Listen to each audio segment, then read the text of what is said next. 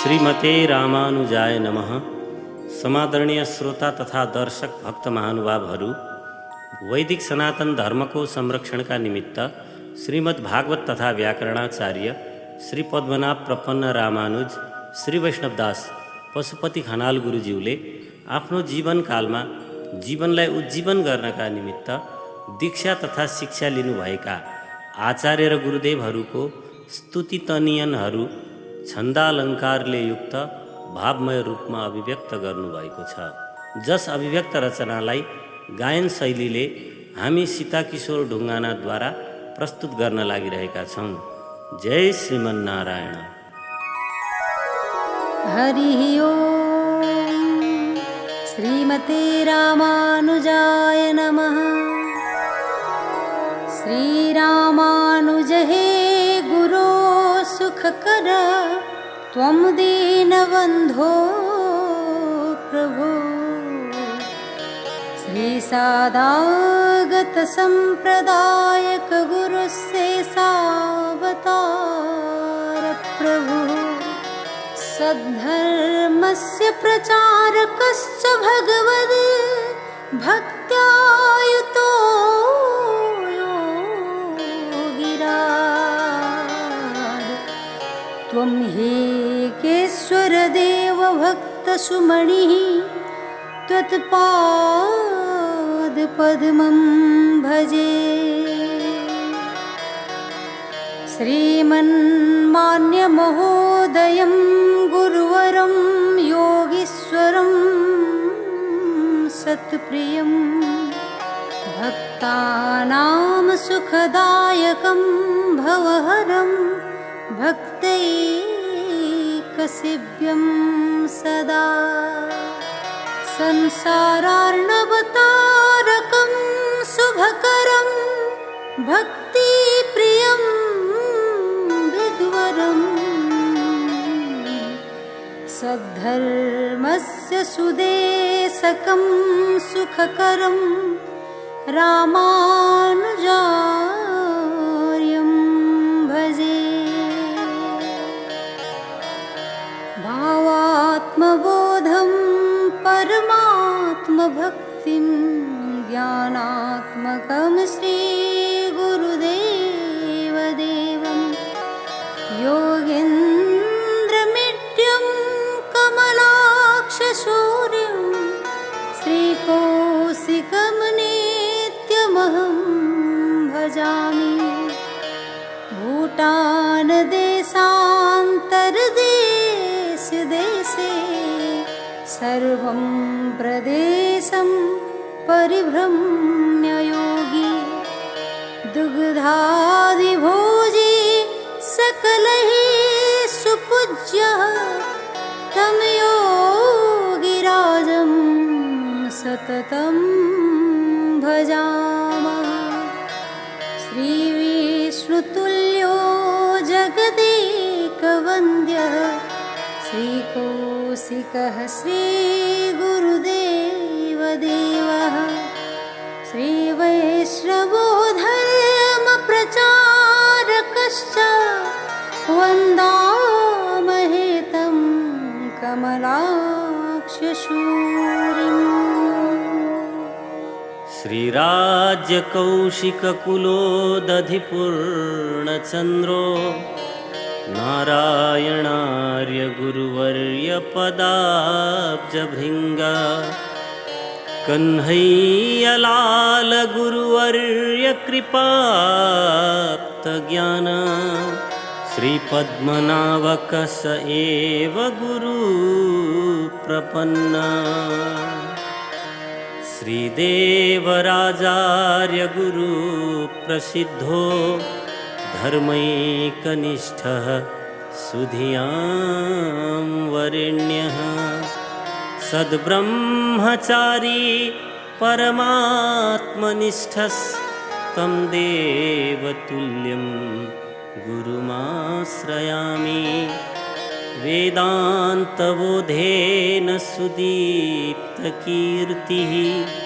कल्याणनिष्ठः करुणानिधाना।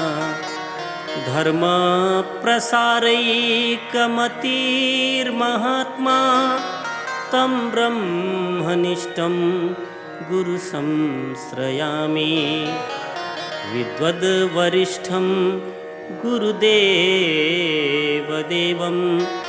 दीक्षाप्रदं भक्तनुतं गुणाढ्यं नेपालदेशे सुविराजमानं श्रीदेवराजं गुरुमाश्रयामि कर्मनिष्ठं धर्मनिष्ठं लोककल्याणकारकं श्रीगुरुं देवराजाख्यं वन्देऽहं पद्मनाभकः प्रार्थयामि यतिमेव सन्ततं वैजनाथतनयं दयानिधिं वत्सवं सतिलकं गुणाकरं रामभक्तिरतभक्तवन्दितं चक्रपाणिनामकं पाणिनेयपाठकं तुरीयधर्मधारकं सर्वदोषमोचकं मोहशत्रुभञ्जकं रागदोषमर्दकं नौमि सन्तनायकं सर्वबन्धुतारकम् आषाढस्यासिते पक्षे षष्ठम्यां भौमवासरे विक्रमादित्यवर्षद्विसहस्रे षष्टिषट्तमे चक्रपाणिर्यतिर्भूत्वा गतो वैकुण्ठमुत्तमं वत्सगोत्रे समुत्पन्नः चतुराश्रमधारकः जगद्गुरोः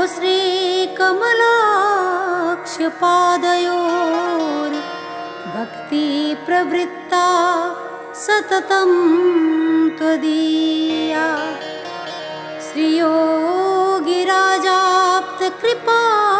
श्रीयोगिराजाप्तकृपाप्रसादं तं वासुदेवं गुरुवर्यमीडे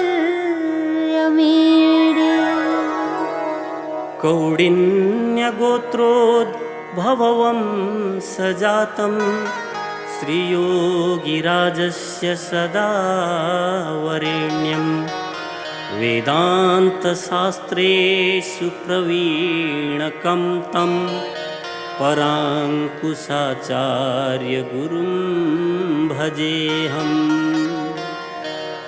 श्रीवत्सदीपकगुरुः सतुखेमराजा अन्यच्च नामकृतसन्धितकेशवाख्यः भूटानदेशनयपालकवङ्गदेशे धर्मप्रचारकगुरुं तमहं स्मरामि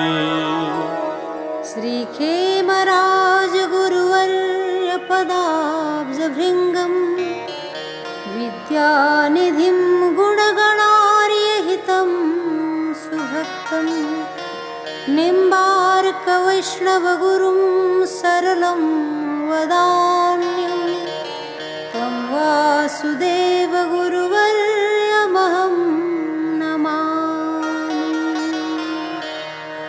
भूटानदेशे खलु देवचन्द्रो विद्वान् प्रशुद्धः सतु सिद्धप्राज्ञः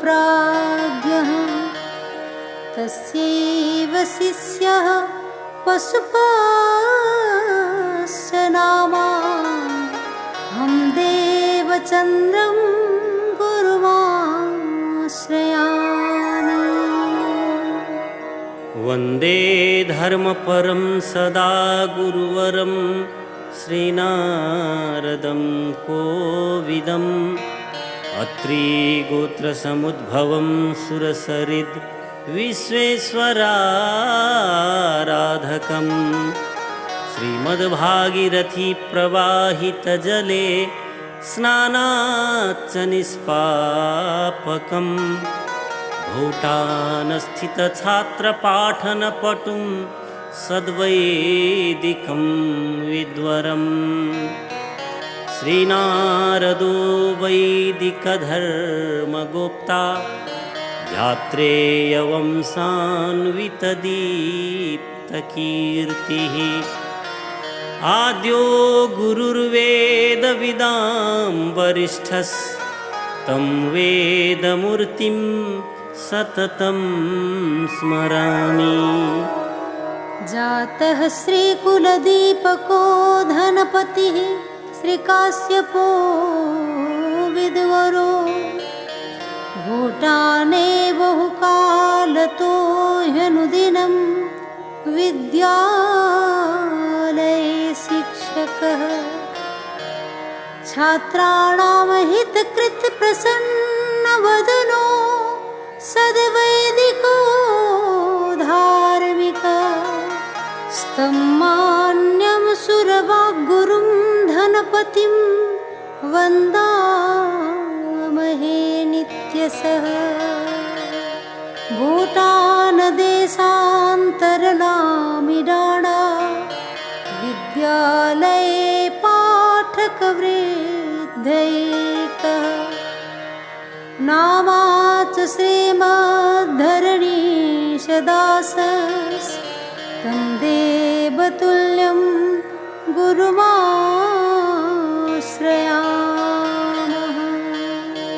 ममैव पूर्वं सखिरूपको गुरु भगीरथो नाम प्रसिद्धपण्डितः कौण्डिन्यगोत्रीयपशुपो अभूता खानालकं चाह सपाठिनं हितं स्खलनं तु समाधाय पठितव्यं सुकोविदैः त्रुट्यक्षराणि छन्दश्च संशुद्ध्यैः प्रकाश्यते।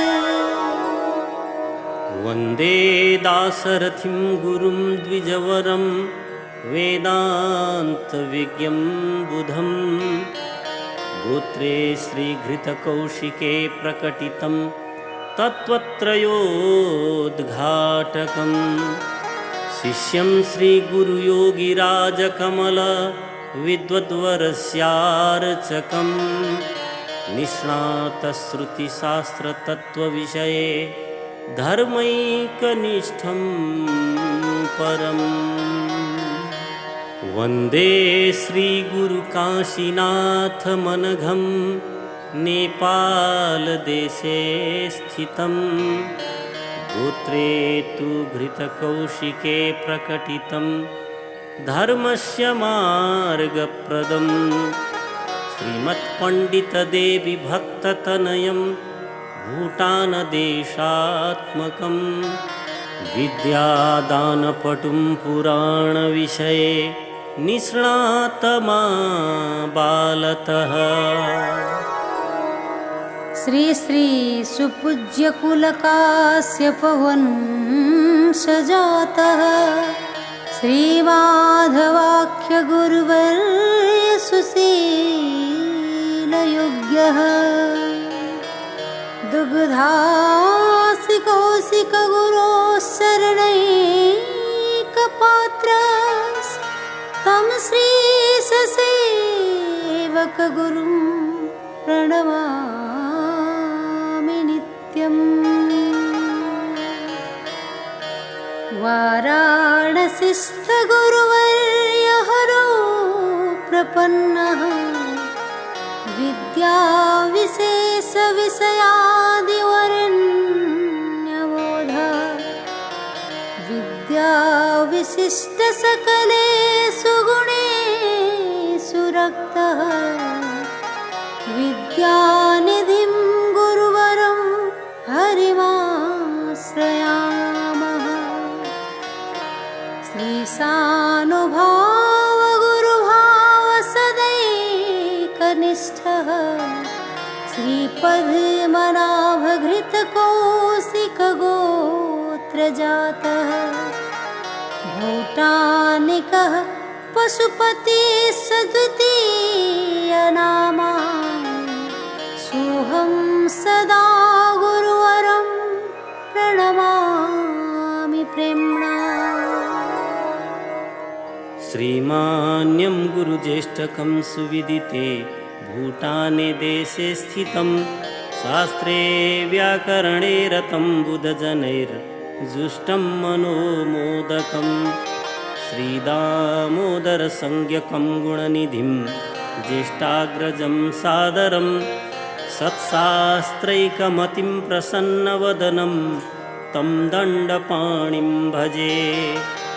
भूटानं परित्यज्य कालवशतो नेपालभूमिं गतः शास्त्राणामनुचिन्तने ह्यनुदिनं तत्रापि बद्धादरः श्रीमद्भागवतादिशास्त्रकुशलो लोकैषणावर्जितः श्रीमज्ज्येष्ठगुरुः सतामनुमतो भक्त्या मया नम्यते। श्रीकौडिन्यकुलोद्भवं गुरुवरं कृष्णप्रपन्नाभयं श्रीयोगेश्वरशिष्यसत्प्रियतरं कृष्णप्रियं सज्जनं सर्वेषां हितकारकं शुभकरं भक्तिप्रदं श्रीकरं धर्माचार्यवरं जगद्धितकरं तं नौम्यहं नित्यशः। सर्वस्य लोकस्य हितैषिणं तं सच्छास्त्रव्याख्याकारकं सुशान्तं कौडिन्यगोत्रीयकुलप्रसूतं सद्धर्मनिष्ठं गुरुमाश्रयामः। जय श्रीमन्नारायण।